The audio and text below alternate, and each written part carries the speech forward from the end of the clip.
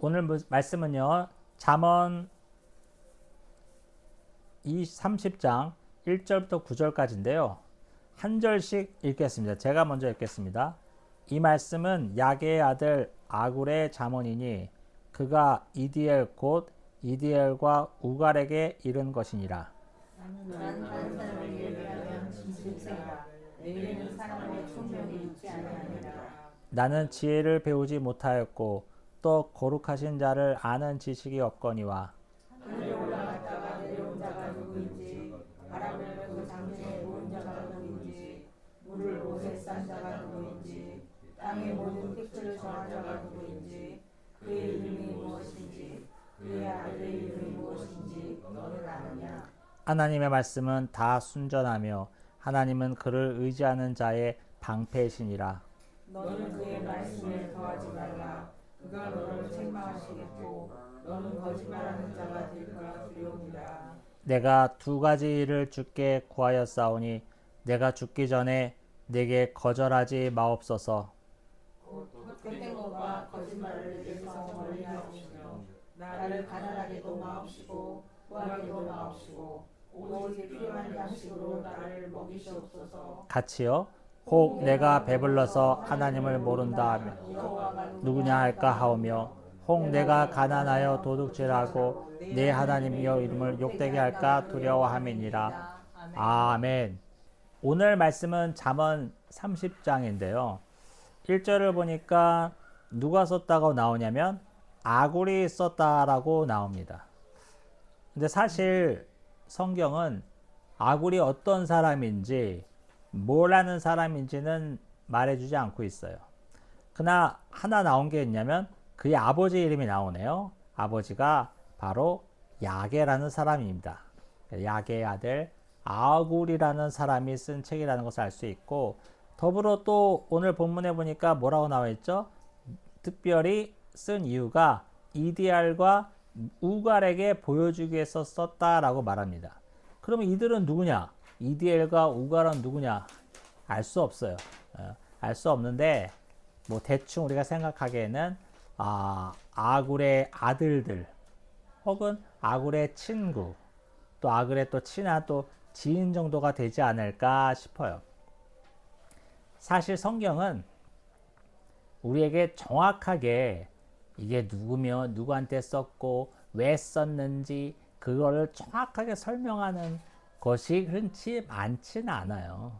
이렇게 많지 않기 때문에 우리가 신비의 영역이 있는 건데, 그 신비의 영역을 참지 못하는 인간의 이성을 자극하면서 생긴 게 뭐죠? 모든 이단이에요. 근데 우리 명확하게 알아야 됩니다. 성경이 설명하지 않는 부분은 우리도 알 수가 없다. 목사님 이게 뭐예요? 알아야지. 달나라가는 시대에. 그게 바로 인본주의고 하나님보다 내가 낫다라고 생각하는 증거예요. 하나님이 말씀하지 않으실 부분, 신비의 영역은 반드시 있으며 그것을 알고자 하는 노력이 우리를 자가당착에 빠뜨립니다. 그것은 천국에 가서 알 것을 소망하면서요. 근데 연대는 많은 학자들이 한 지금으로부터 한 2500년 전에 쓴 게 아니냐라고 말하고 있어요. 2절을 볼게요. 2절이 나는 다른 사람에게 비하면 짐승이라 내게는 사람의 총명이 있지 아니하니라. 지금 시대에 비하면 너무 자기 자신을 낮추는 것 같아. 그래서 요새는 또 상담 프로그램 많잖아요. 뭐 오은영 박사님, 뭐 이호선 박사님 해서 나중에 3호선, 4호선 나올지 모르는데 그들이 나와서 하는 말이 뭐예요? 그들의 영향으로 우리 전 국민이 심리 상담 지식이 높아졌어.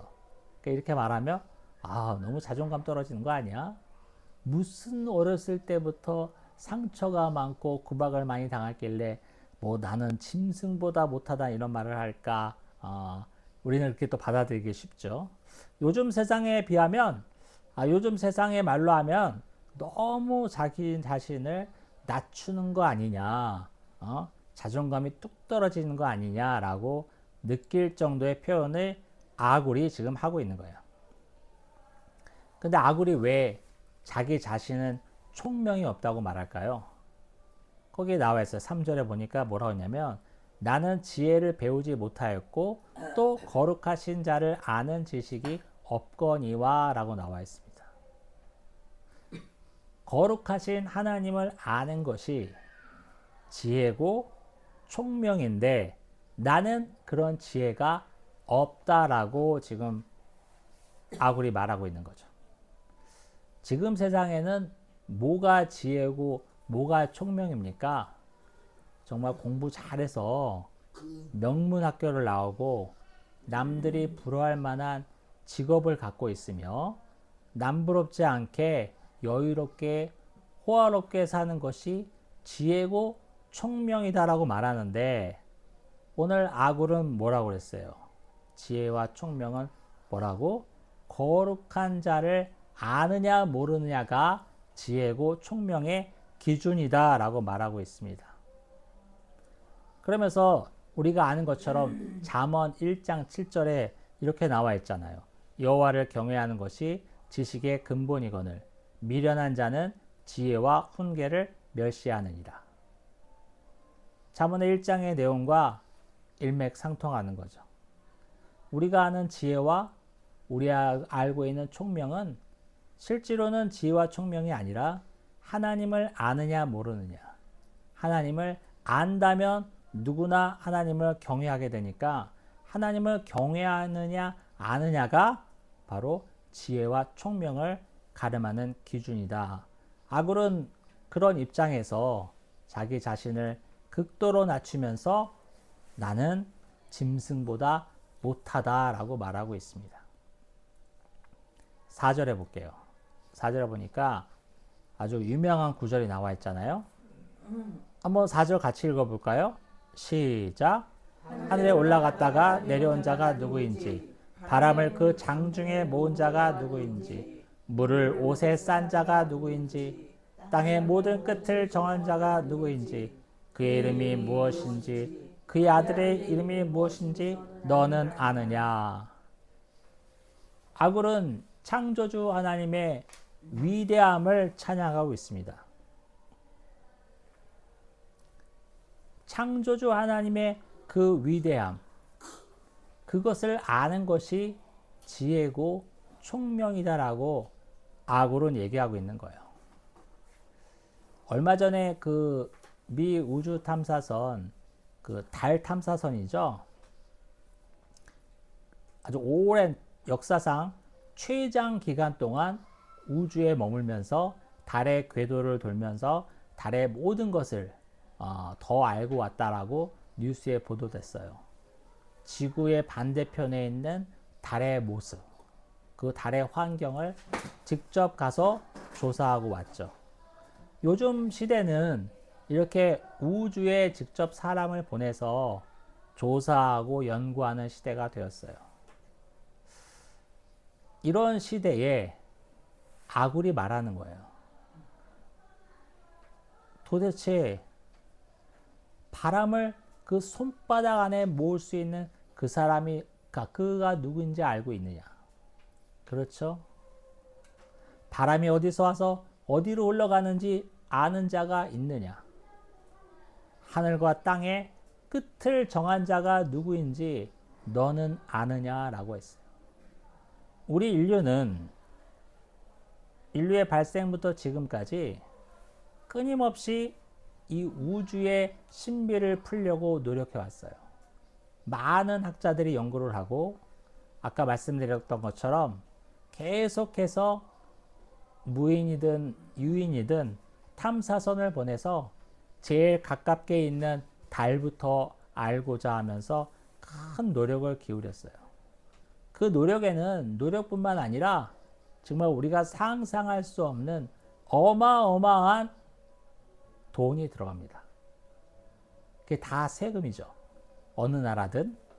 그러면 그 나라도 다 어려운 사람들이 있고 돈 쓸 곳이 많을 텐데 그 어마어마한 돈을 들어가면서 당장에 이득이 생기지도 않고 당장에 성과도 없는 정말 밑 빠진 독에 물 붓는 것 같은 우주 탐사와 우주 연구를 왜 하는 것인가 하면서 의문을 갖는 사람 참 많은데 이게 오랜 인류의 숙제예요.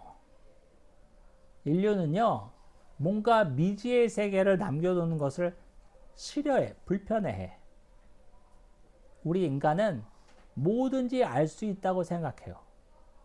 우리가 알 수 없는 부분은 없다라고 생각해요. 아직 노력이 부족하고 연구가 부족하고 뭐가 부족해서 그렇지 언젠가는 이 우주의 탄생과 종말을 밝혀낼 거라고 생각하는 게 우리 인류예요. 그런데요, 여러분.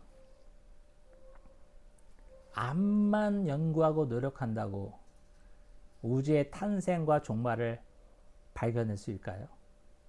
밝혀낼 수 있을까요? 아니요. 그렇지 않을 거예요. 지금 시대는요, 뭐 인위적으로 바람도 불게 하고 인공 강우 등 여러 가지를 통해서 기후를 조작할 수 있다라고 또 조작해야 한다고 연구가 진행되고 있는데 뭐 인공 강우가 연구된 바가 있습니다. 하지만 그거 너무 미흡하죠. 정말 미흡해요. 돈도 많이 들고. 그래서 실제로 쓰지는 못하고 있잖아요. 시간이 갈수록 돈을 많이 들이고 연구한다고 그 기후를 다 조작할 수 있을까요?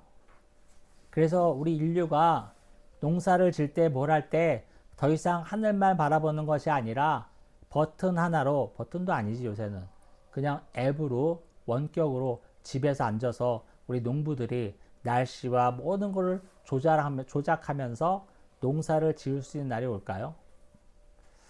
글쎄요. 저는 기후를 완전히 조작할 수 있는 날은 오지 않을 거라고 생각합니다.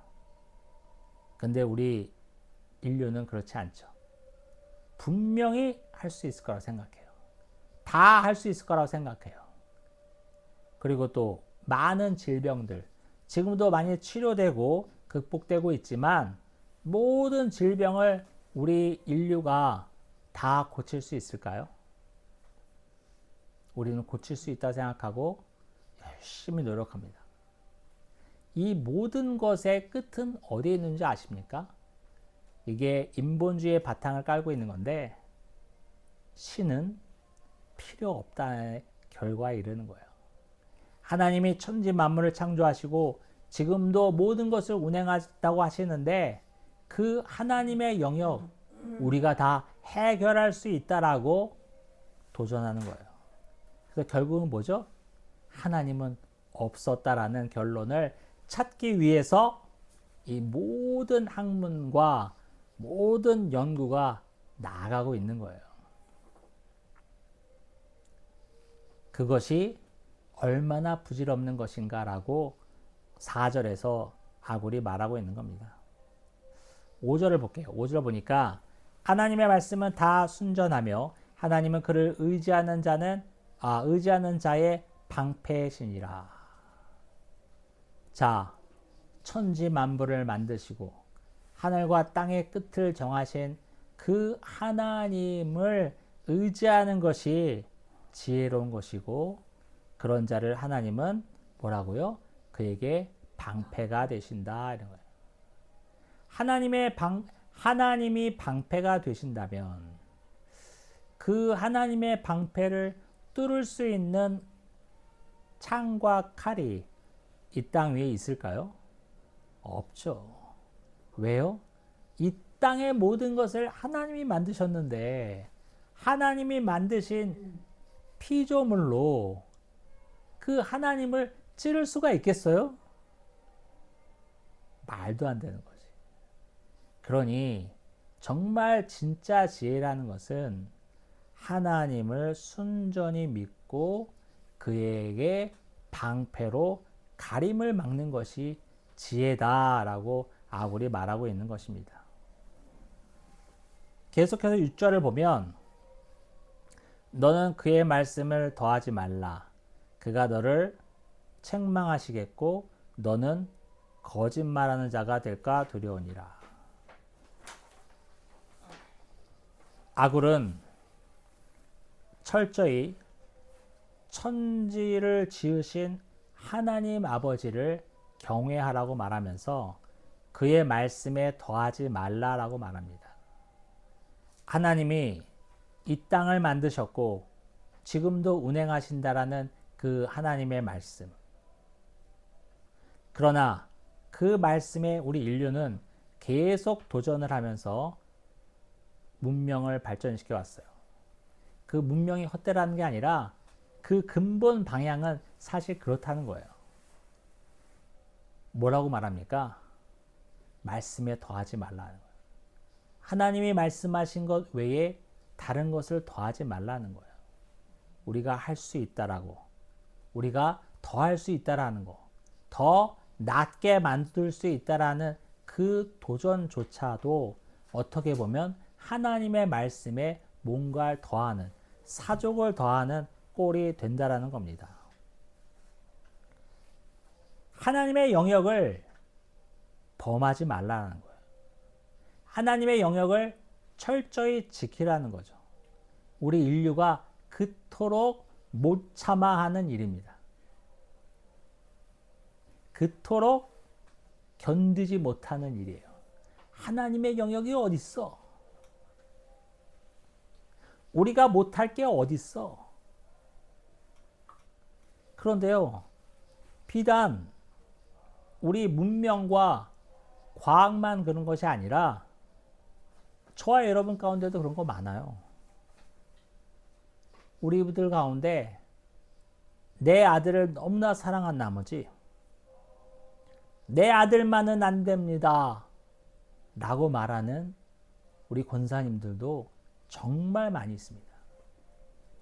내가 하나님, 내가 다 하고 내가 다 헌신하고 내가 다 충성하는데 하나님, 내 아들은 안 돼요. 이런 사람이 있을까 없을까요? 엄청 많아요. 내 아들, 내 속으로 나와서 내가 이렇게 만들었습니다. 남부럽지 않게 이렇게 만들었습니다. 딴 건 다 몰라도 내가 다 하는데 내 아들은 안 돼요. 이런 분들 많아요.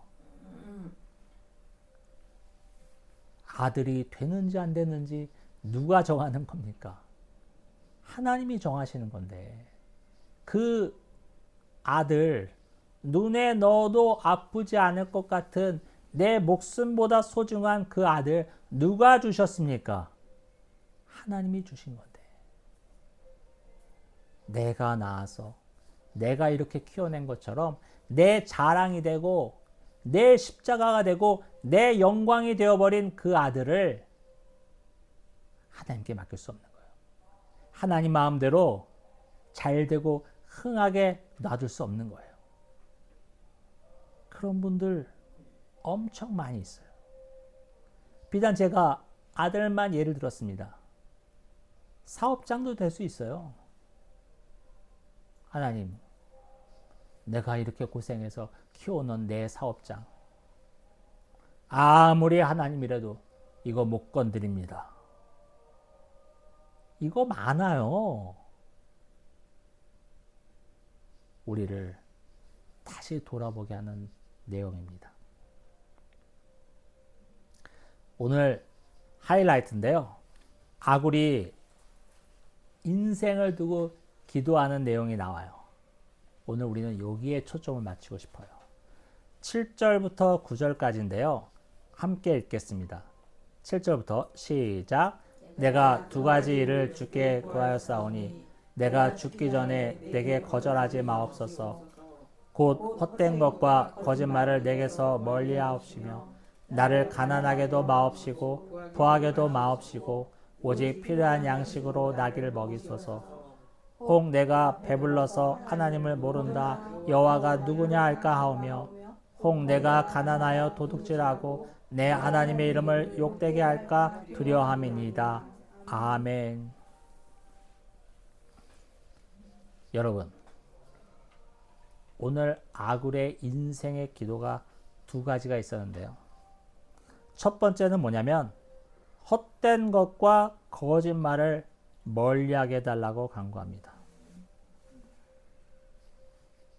이 세상은요, 정말 남부럽지 않게 살고 화려하게 살고 모든 것이 넉넉하고 돈이 풍요로우면 정말 천국같이 보입니다. 다는 할 수 없지만 정말 돈이 무한하다면 많은 것을 할 수 있는 건 사실이에요. 전부는 할 수 없지만 많은 것은 할 수 있는 건 사실이라고. 하지만 아굴은 말합니다. 헛된 것에 내 마음이 끌리지 않게 해달라.